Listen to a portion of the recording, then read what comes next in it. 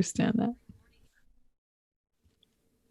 Hello, everybody. Welcome back to Wisdom Wisdom Wednesday. Wednesday.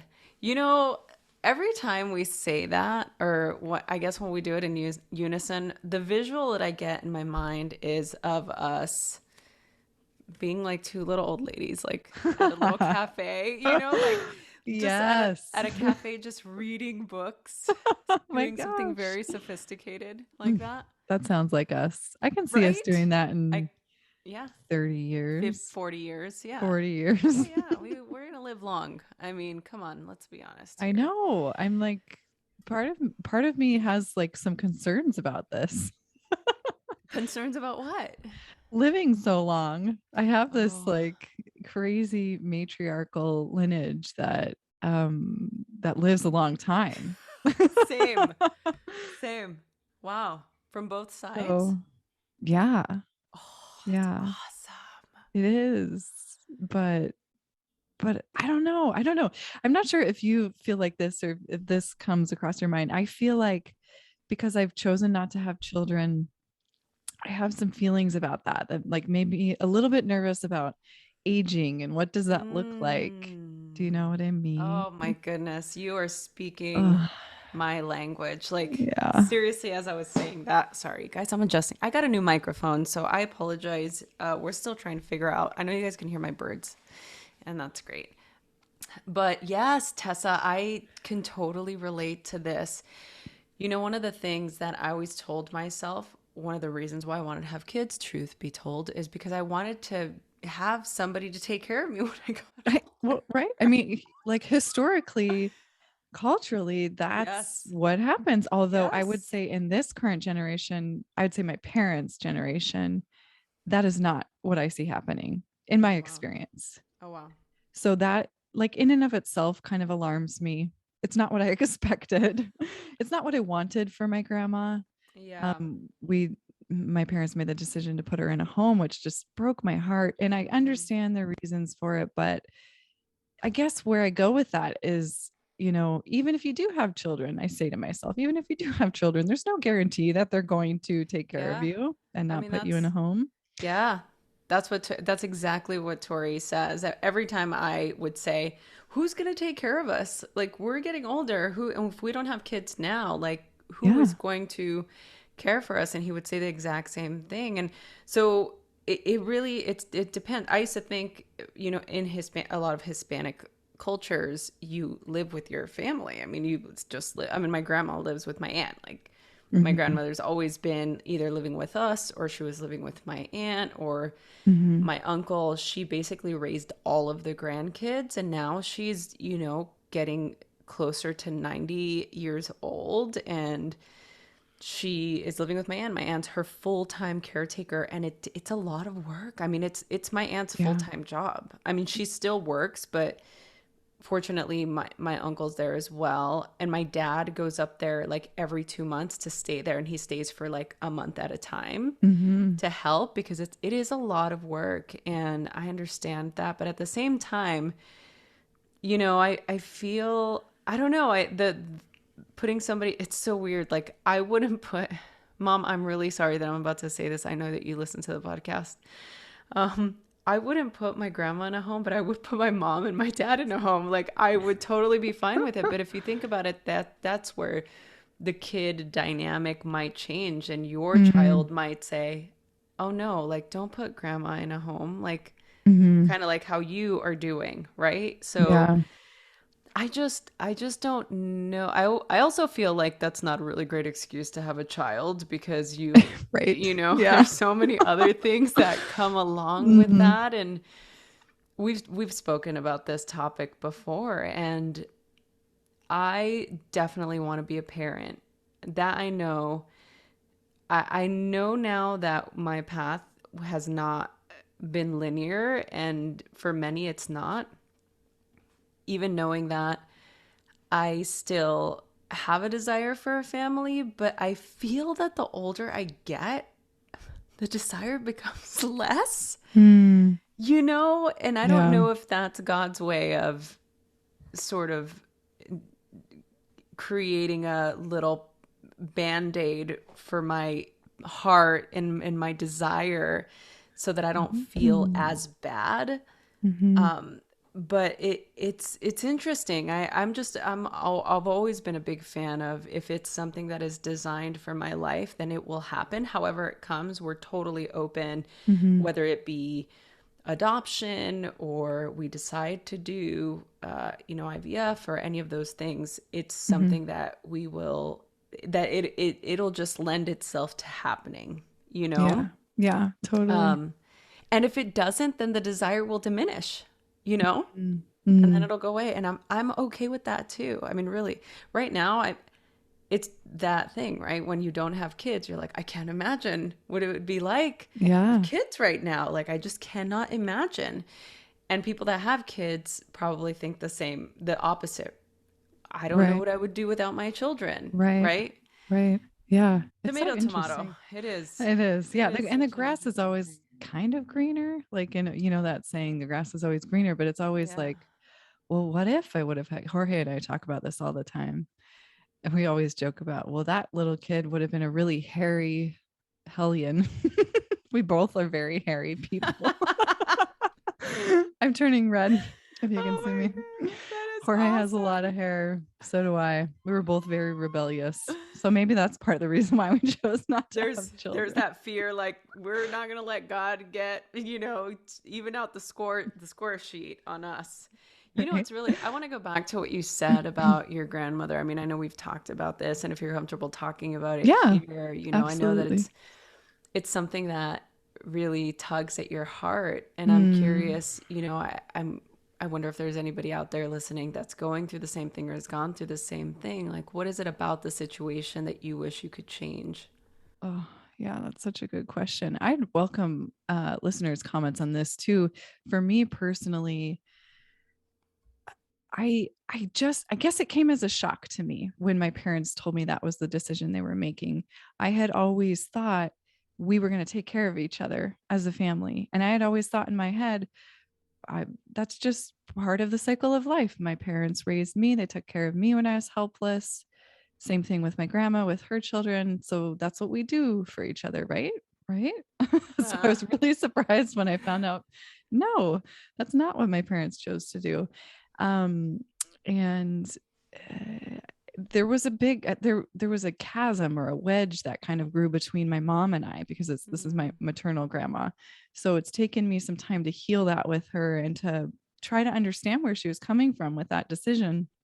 And I did, like I said, like if I can zoom out, I can understand. Yes, there are many reasons why a home for her was the better choice. It is a lot of work. It's a huge commitment. It's a full-time job. That's tough, right? And her relationship with her mother wasn't as close, and my relationship with my grandma was, right? yeah. There's that layer of removal when the grandma gets to be the grandma, which is like they Yes. spoil the children. There's that connection. There's the love that's different than the love of a parent. Yeah. Um, so and I heard you talk about your abuelita all the time, and I feel that Yes. same kind of like Yes. I want to protect my grandma. I want my grandma to be loved and held, and I want her to be with her family when she passes. That's what I really Yeah. wanted. um Wow. so it's tough. It's a tough situation. Yeah. No, thank you so much for being open and for sharing. I know Hmm. it's a topic that really is a prominent feature in your life. And we've talked about it at length before. Actually, what? I wanted to just, for the people that are listening, Tessa actually did a teacher training with me, one teacher training, and then many, many trainings and retreats and workshops. All the And trainings. the podcast after is how she ended up here with us. And I Yeah. just love having conversations with her. Going back to what you said about my abuelita, who I love so much, she raised my sister and I. She was the Mm. one that did she was there. My mom worked. My parents worked full time, and so my grandma was left to raise us, take us to school, feed us, clean the house, do everything. And so for me, like that's who I yearn for whenever I don't feel well. Even when I Mm. had COVID, you have those moments where you just want your mom. And I did want my mom, and my mom was so worried. And that was the other thing. Like, I didn't want my mom to worry. I mean, there's nothing more like wanting your mom when you're sick. It doesn't Mm-hmm. matter.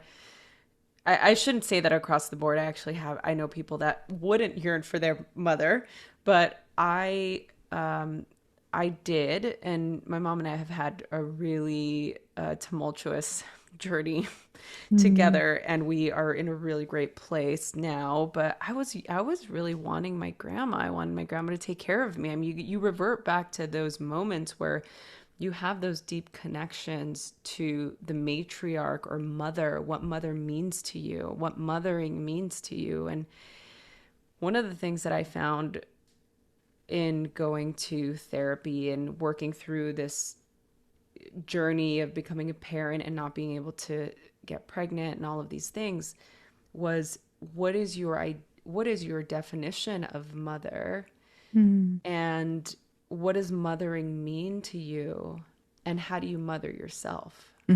Yeah. The process of reparenting, I think it's so important as we come into adulthood. It's kind of like a passing of the baton. There is this call to learn to mother yourself, right?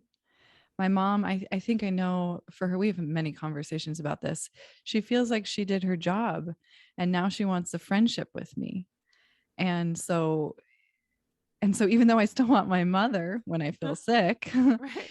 it's that idea of motherhood. What does Mm-hmm. that mean? What does mothering yourself mean? And what does, topic last week, self-care mean when you're feeling sick? Yeah. So how do we do that? How do we begin to self-mother? To me, that means it's very much a self-care process. It's very much a way that I speak to myself. It's a very much a way that I say, I love you unconditionally. I love you no matter what.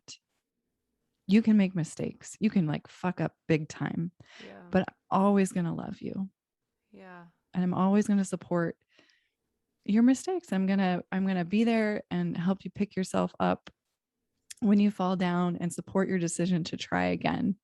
So to me, that's what mothering means. It's that very Yes. like unconditional love. Mm, I What love about that. you? Yeah, same. Yeah, I would say I'm like gonna piggyback off of your answer. I'm Mm, gonna echo what you said, but I love the idea of feeling held and feeling safe. That's always mm, been such a big desire for me throughout my life, is the idea or the feeling of being safe. And that's when I think about mothering or having a mother, it's that you know lioness, mm, mama bear type of aggressive yet loving, mm, protective, overbearing energy that is all encompassing mm, in the most loving way. And I'm like, with boundaries, yeah. love the boundaries. Um, but I think about that in terms of, we were talking about a couple weeks ago anger when we were having that conversation, and when I brought up the mama bear when she smacks the cub Mhm, in that fit, it's always either to protect the cub or to teach it a lesson, to teach mm, it boundaries, right? So there's this job that we have as mothers, right? mhm, And as mothers to ourselves, that we need to perpetually revisit constantly whenever we do need to hear those things that you said, to feel that love, to feel that care. But sometimes we do need it from the other. We do need to be held. And I feel that for the people out there that don't have their mother, or don't have a relationship, or their mom has passed, we utilize community for that. That's why we mhm, have each other. We create sangha. We create little tribes. We do this in a way. I mean, if you think about it, in tribal communities, there are many mothers. mm, There's aunts. There's elders. There's many people around waiting to fill that that chasm with Mm-hmm. love. Mm-hmm. And I feel that the more we tune into that, the more we can be able to feel the safety and navigate our lives.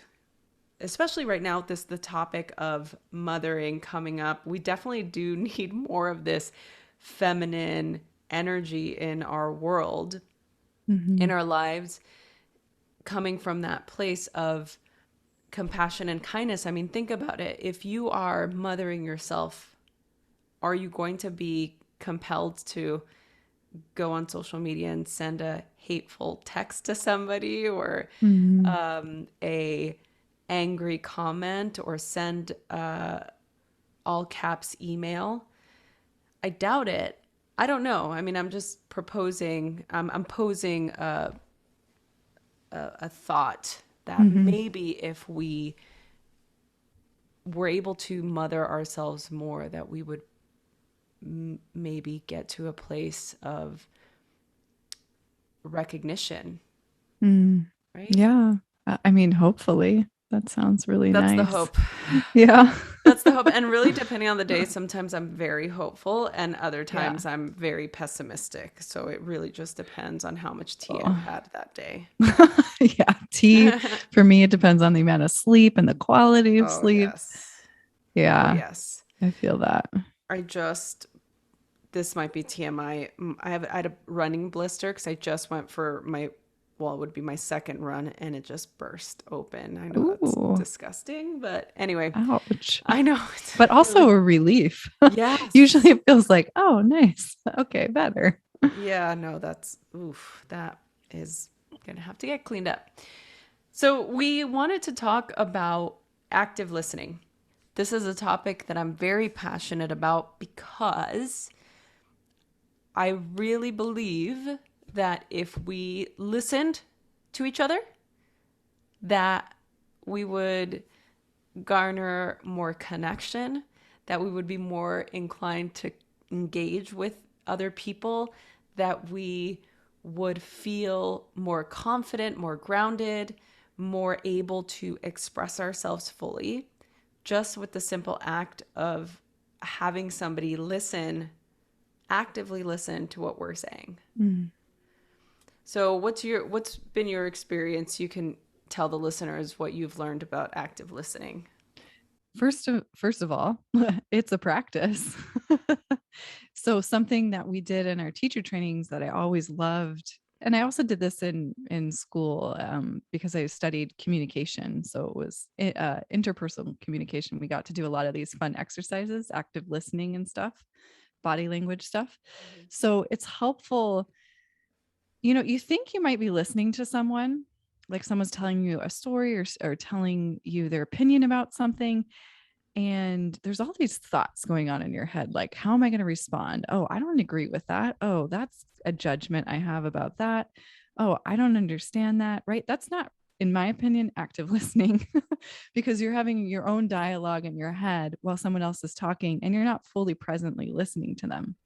So when I think about active listening, I think back to the exercises we've done in teacher training, which was, Rosie, you're telling me a story. I'm sitting in front of you, witnessing you telling me this story without judgment, right? I'm just looking at you. You're not asking me to do anything. You're not asking me to fix anything. You're not asking me to solution, right? And I'm listening to you and just loving you. I'm looking at you and just loving you. And I'm letting you express yourself freely. So, and when you're done with that, maybe you say, maybe you elicit a response, right? Like Yes. maybe you say, what do you think about that? Or am I crazy? Right? Sometimes that's my response. Am I blowing Right. this out of proportion? But maybe not. Maybe you just wanted to unload. So it's Yeah. really an act of witnessing and letting someone else do the speaking and holding Mm. space for them while they're speaking.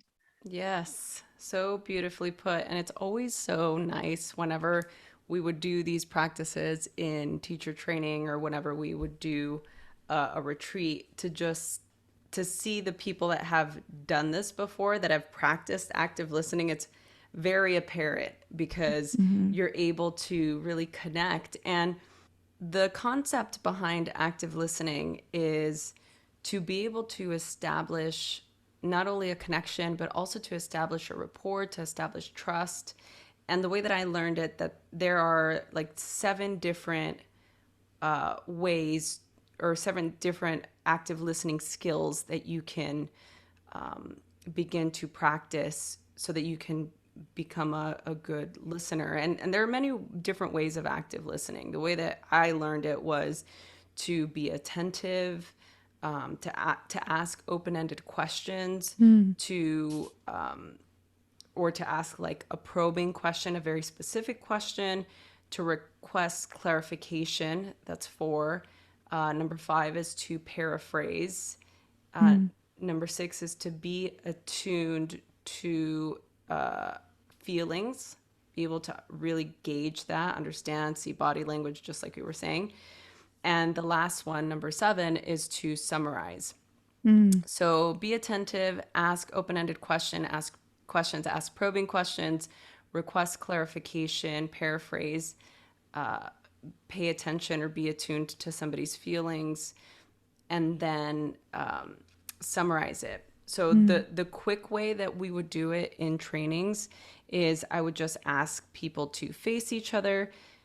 One person would speak and the other one would not interrupt, right? Mhm. Because sometimes we have a conversation and we're so quick to say, oh my God, oh, me too, or oh, because we want to validate our person, right? We're not trying to be malicious. We're not trying to not let them share, but sometimes we get excited and we want to reassure them. We want to touch them. We want to say, oh, me too, or oh, that happened to me. We want to encourage. And sometimes when that happens, it stops the flow of the emotion or the Mhm. feeling or whatever is wanting to be expressed. It's like putting a barrier in front of a wave that's wanting to have its full revolution.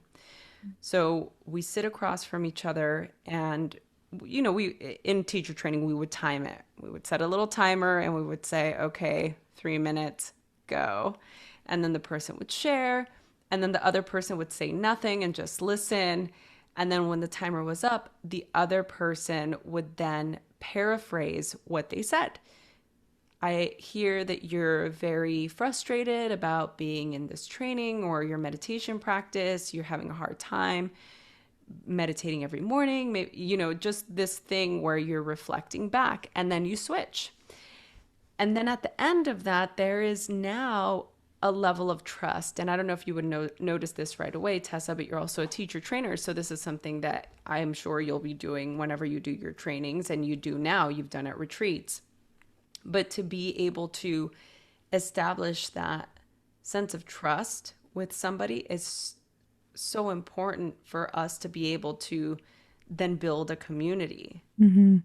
Yeah, because now you're feeling seen, heard, and understood. Mhm. Yeah. And it's a great way to bond, you know? I mean, when you start out in the context of a teacher training, a lot of times you're starting out in this vulnerable place with a lot of strangers, maybe, one or two people. But you think about this idea of community and connecting with strangers, it's a great way to create a safe space, to allow yourself to be vulnerable and to, yes, learn to trust and also to build a relationship that lasts a lifetime. I mean, these people have been that I've done trainings with are now in my life forever since I've met them. We say happy birthday. We meet up on the weekends. We know each other's families. It's a great way to build that community around you. Yeah. Yeah, I love that. It's interesting because, on a personal note, I never practiced active listening when I was a child. I never saw a good model for it Mm. because everybody talks over each other. We can be in a room full of people and nobody, if you pay attention, nobody's actually having a conversation. Have you ever been in a situation like that where you feel like nobody's listening to each other and you're just observing, or you see arguments ensue because somebody is not listening to the other person. And really, all it takes is for somebody to step back and just listen. Mm. And a lot of the times, what I've noticed, especially with couples or, whenever I've done couples coaching, all of these situations, the common theme has always been, most of the time, I would say 80% of the time, the two parties want the same result. Yeah. And you would think two people want the same result. Why is this so difficult? So then you dig in and you start to ask and inquire, what is the hang up? What is holding you back from fully loving this person? Mm-hmm. And then you start to find out the emotions or the feelings, the resentments, the things that aren't happening, the way that everybody's not feeling seen. Mm-hmm. Yeah. And so the minute that you can realize or observe or pose the question that perhaps all it takes to be able to connect with somebody on a deeper level is to just step back and listen to what they're saying.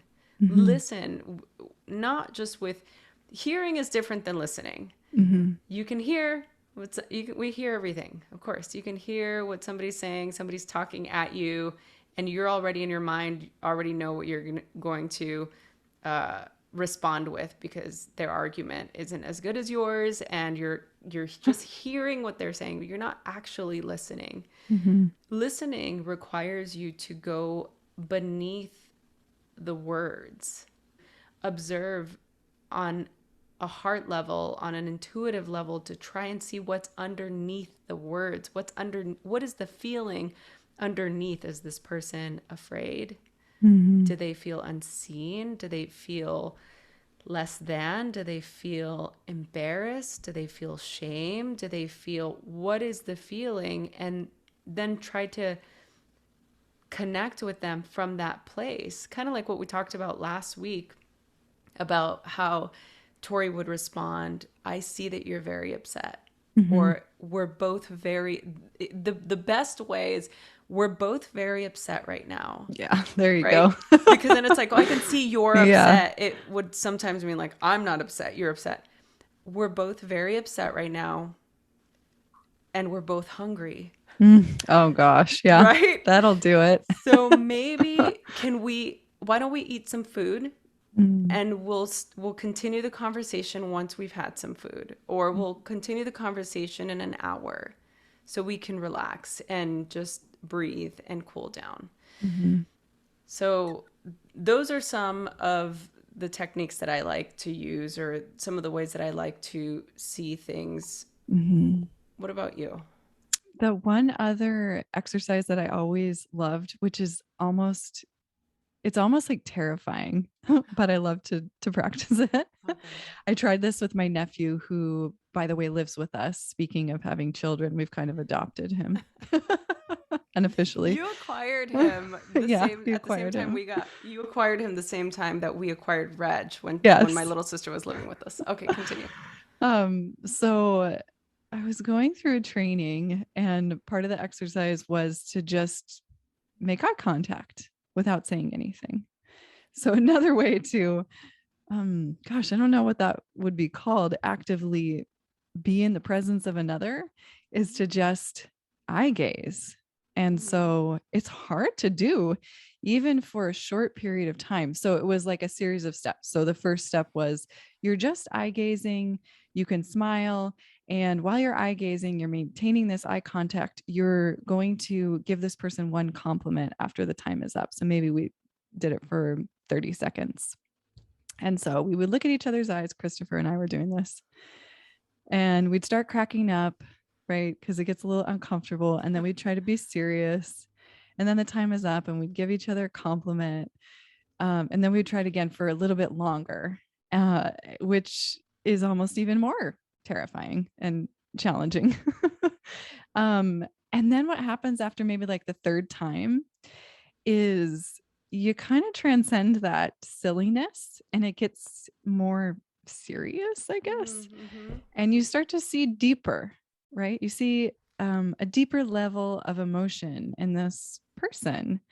And you develop this like thread that goes from my heart to Christopher's heart in this case. And it's such a heartening experience. If you can get Oh, yourself to do this, maybe like once a day with your partner, your child, I think that's what we're lacking is that sense of connection to one another. So even if you're just yes. passing a stranger on the street and you're smiling at them and try to make brief eye contact, that's just a practice in and of itself Yeah, that I that think is so is. valuable. So we have a guest coming up in a couple of weeks, and he wrote this incredible book called The Power of Strangers, and uh, and connecting in this suspicious world. I can't actually. I'm totally butchering the subtitle, but it's so good. I mean, he talks about the power of being able to just have human to human connection because we don't anymore. We are so distracted by our phones and our devices that we don't ever make small talk or have conversations with other people. It's terrifying. I mean, literally terrifying. For some people, I mean, for me, it's totally easy and fine, and I can talk to anybody most of the time. Mm-hmm. If I feel like, God, now I'm totally being hypocritical because I'm like, I have to be in the mood to talk to somebody, So I had this Yeah. rule whenever I would travel back in the day, feels like centuries since I traveled. But I used to travel a lot, Mhm. which meant I was in Ubers and Lyfts a lot. And my rule was I cannot be on my phone whenever I get picked up. I Hmm. have to have a conversation, I have to engage. And it was I had some of the most life-changing conversations with people that picked me up and would drive me. Not all of them were always great, and I did have a random weirdo or two. Um, but the one that sticks out in my mind was I went to Salt Lake City to go do some content. I did a some work with oh my goodness, I can't even remember. It's like a bodybuilding. Oh, bodybuilding.com. So I'm like, it's like a bodybuilding thing. And they flew me out to record some content for them. And it was kind of like a quick turnaround. I flew in that morning and then I flew back because I had a teacher training weekend. I can't remember exactly what I had to do, but I was assisting a teacher training. And I was driving back, and this lovely gentleman, elderly gentleman, picked me up. And I get in the car and I'm like, how are you doing today? And we start having this conversation, and he's just like, wow, it's really nice to have nice people that want to just have a conversation, because the ride to the airport I think was like 45 minutes or something like this. Mhm. So we're talking, and I'm telling him about what I do. Then I told him a little bit about my backstory, and then he's kind of telling me a little bit about his. And he was like a fourth generation. They had an agricultural farm, and then he went into tech, and then he decided he didn't want to do that anymore and ended up moving back to Salt Lake to be with his family as he got older. So he retired after being in tech, and then he decided that he wanted to be with closer to his family Mhm. and be social. Like he just wanted to be social with people, and he just thought driving people around would be a great way for him to be social. And I had said something along the lines of, yeah, I think it's so strange when people don't want to have conversations with strangers. And he said, if it wasn't for the power of strangers, I wouldn't be here. Mm. And then, of course, I was intrigued. I was like, what? And he said that a couple of years ago, he had had a heart attack in the middle of the street. He said he was walking and all of a sudden had a heart attack and woke up in the hospital and didn't know how he got there. Well, so I what ended up happening, I'll kind of come back to that, but there was a couple of people that saw what happened. Somebody called the ambulance. They took him, to the hospital, and he woke up and he didn't know how he got there or what happened. Well, one of the guys that had seen the whole thing and that called the hospital was still at the hospital, like waiting for hours, hours and hours. And so once he came to, this man that saved his life came in and said, "I'm really glad that you're okay. You scared us." And he just looked at him and was like, "Do we know each other? Like what do you mean we scared you?" And he's like, "You scared us. We thought we were going to lose you." And then disappeared, and he never heard from this person again. So to me, when he's telling me the story of like this stranger basically saved my life, this stranger that rode in that he also rode in the ambulance. Like, so this man, this angel Hmm. in human form, basically saved this man who he didn't know his life, and then just disappeared. Like, oh, this is what we do. I mean, I can't imagine doing that now, right? Like seeing somebody get in a car wreck, or you see somebody stranded on the side of the road. Do you pull over? Do you help? How often do we do, would we be that person to do Yeah. that? For me, I would hope yes. Hmm. I've done stuff like that. Tori, 100% yes. I've seen that man go and change somebody's tire in the middle of Santa Monica Boulevard when he used to have his shop in Santa Monica. Like, that's just who he is. He's that person. He comes from that family that it's like they will do whatever for anybody, Yeah. which I really love. Hmm. I would hope that I'm definitely not that person. I can't help you change your tire, but I'll call like AAA for you or something. Yeah.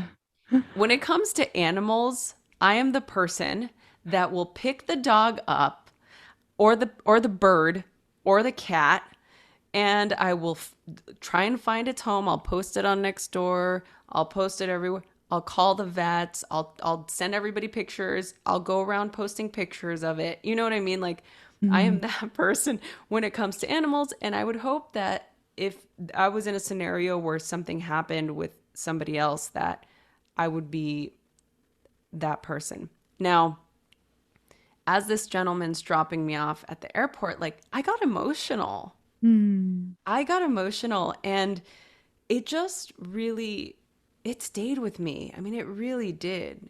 Once we got to the airport, he dropped me off and he's like, "I don't want you to think this is strange, but I, is it okay if I give you a hug?" And I was like, Oh. oh my goodness. So I kind of come around. This man walks with a cane, side note. So I had to go around the car to like help him out, you know? And I'm Hmm. just like, oh my goodness, bless. So I go and I give him Yeah. like, he did the one arm hug, Uh-huh. like the kind of like over the shoulders, pat, pat, pat type of hug. Uh-huh. And I was just like, oh my goodness, this is whoever this man's family is, like, bless them. He Mm. is just like the sweetest. I hope that he's still around doing what he loves. But that really, the power of strangers to me has a really resonating just feeling of Yeah. like the power that we have as people to change somebody else's day, Hmm. right? Yeah. Oh, absolutely. And I so resonate with like the power of strangers showing up in the form of angels. I, Oh, I've had so many angels in my life that I'm like, wait, are you real? Can I touch you? yes. Is this really happening? That's wild. Yeah. I mean, in the past, like in the past couple of weeks, I've had these really cool things just keep popping up. And it's like, oh, this is serendipitous. Is this a sign? Is it serendipitous though? I know, right? Or is it like the universe talking to me? So can I tell you what Yes, happened? please, please. Because I had this conversation on my mind, and I was standing in a very long line for my favorite coffee shop, which is so worth it. And I get up to I'm one person behind getting ready to order. And I'm like, gosh, this guy is taking forever. I'm starting to get a little bit impatient. And he steps off to the side, and I'm like thinking to myself, why can't he just like let me order? Why is he still standing there? And the lady at the cash register, she kind of like peeks her head because we have plexiglass in front of everything to Yes. keep everyone safe. She kind of peeks Right. her head around the plexiglass and she's like, what can I get you? This man would like to pay for your coffee. And I was like, oh my God. Okay, first of all, I felt like a total asshole for all of my mental conversation that had been happening prior. Oh my goodness. Oh And God. then I was like, oh wow, I've heard about this happening. Have you heard about this happening? I have. I've had Where it there's happen like to this me. whole chain. Yeah. Yeah. So I was like, oh my gosh, it's happening. Like I'm part of the chain. Um, I'm gonna pay it forward to the person behind me. And then I kind of like stuck around to listen to what happened, and the person behind me did the same thing. They paid for the drink. So it just, I don't know how long it went on, but it was so cool to be part of this reciprocity of generosity of, Yes. I don't know who you are, but I want to pay for your coffee. I just want to Yeah. do something nice today. Yes. Oh, It I was love so that. cool. And then, so one more quick story because it's related. I go for runs every week. You know this. Mm-hmm. I'm running We've in one of done my them favorite. together. Yes, we've done them together. Running in one of my favorite parks, and I look down. There's this new piece of artwork on the concrete, and it's a circle that says "Smile at 5 strangers today." And I was like, Oh, "What?" that's cool. And it was really cool. And I was like, "Yes, thanks for the reminder. I'm going to do that now." And once I find that once you smile at one person, you don't really stop at 5. It's not like one, two, three, Two, one. three, You just four. keep going. Like Right. it's reciprocal. Like a yawn is contagious. Mm-hmm. Whoa, I almost knocked my beverage Uh-oh. on me. So is a smile, right? So, Yes. Let's make smiles contagious. Let's have a smile pandemic, oh, I love that. Yeah. right? Yeah. I love smiling so much when my face starts to hurt. Have you ever done Yeah. that? I Oh love my it, gosh. right? I mean, just sometimes when I'm hanging out with my friends or some of my childhood friends come over the house, like I I have to prepare myself because the next day I know I'm going to be hurting. My stomach's going to hurt because I'm laughing so hard. Yeah. My face hurts from smiling. They're just so Mm. dumb. It's so good for the soul. Yeah. I'm just keeping it real, you guys. Don't I forget. love that. Um, wow. Okay, that means I'm just trying to look at the time. I think we're good. This was a very helpful for me. I hope that it was fruitful for all of you. I love doing Wisdom Wednesday. I hope we can continue to do it. So, just as a reminder, thank you those of you who have emailed us or posted on Instagram that you're listening to this. Don't forget that we really appreciate your support. We do this for free. This is free content for all of you. We have incredible sponsors and we would like to keep our sponsors. So, that being said, please check out any of the many sponsors that we have. Going to the links that we provide in the info button really helps us. And when you share it with a friend, not only does it help us spread the word, but it might also bring some insight to somebody out there that needs to hear what is said here today. So, Yeah. that being said, I'm looking forward to being back on Friday. We hope you guys have a great week, and we look forward to hearing from you.